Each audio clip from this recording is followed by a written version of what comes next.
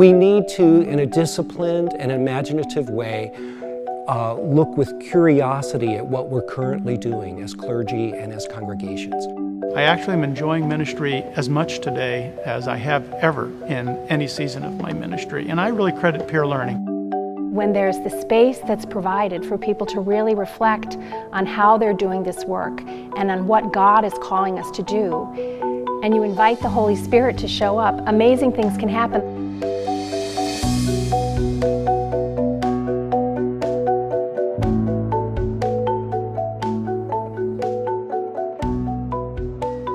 This actually is an important juncture in the life of the culture at large and the church as well, because we are facing challenges and issues that we cannot really resolve alone, that we need to draw upon a collective wisdom and a much broader collective imagination in order to respond to what's needed at this time. Indeed, there are excellent pastors, but how do you sustain them? What kind of support do they need in order to remain creative, engaged, and growing? What is it that you need to be happy and satisfied in your work? We've created green spaces, is often how I like to speak of it. They're places where people can come together to really support one another, to learn from one another, to learn together.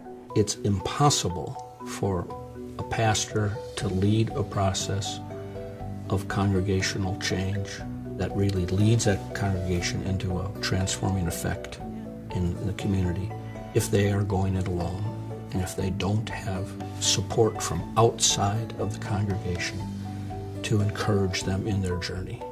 Groups which allowed peers to come together, to be personally renewed, to be spiritually renewed, to think new thoughts, to try out new ideas, to deepen our faith, and probably the most important of all, to begin to see more possibilities in front of us rather than obstacles. I know that I have a group of guys that I can email or phone up, and it's only ever a number of months before we get together. And there are places where I can tell what I need to tell about my struggles. And because of that, and when I come back, like in City Slickers, I get my smile back. Excellence is having the capacity to live with people in moments of authenticity, moments of struggle, wherein in the struggle itself, we learn so much about what God is calling us to be. Always be learning and studying and moving forward with new thoughts and new ideas and incorporating those into my ministry. In the practice of really being engaged fully, deeply, in building a life of community, that folks find that they are then more equipped to take it back to their congregations, to share it with them, to build the kind of community that they themselves have experienced. In the excellence of pastors, there was an excellence of the church, and in that excellence of the church and its ministry, there was a blessing for the community as well. And I think very intelligently they saw that connection. I said, well, this is exactly what we need as a Latino community with huge social, spiritual, cultural, academic needs for our youth and so on and so forth. I wanted to be healthier than I was. I wanted to feel great. I wanted to finish well.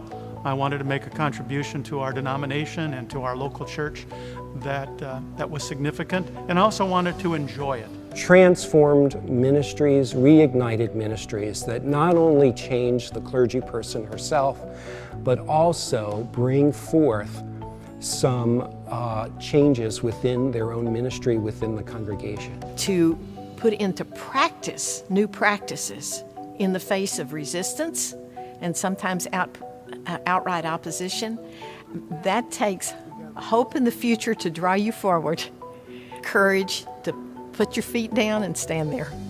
So for me, those have been the great, great gifts.